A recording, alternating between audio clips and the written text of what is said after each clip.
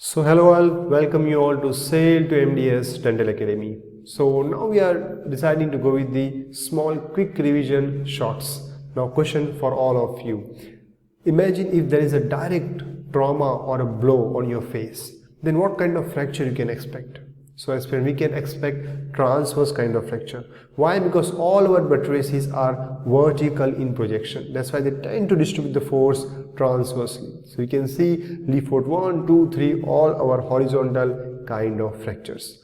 Now one question for all of you, put your answer on the comment box. The question is, when there's a trauma on your face, what part of the face is going to affect more? Left part or right part, or equally they are going to affect? Put your answer on the comment box. See you soon with the next shorts.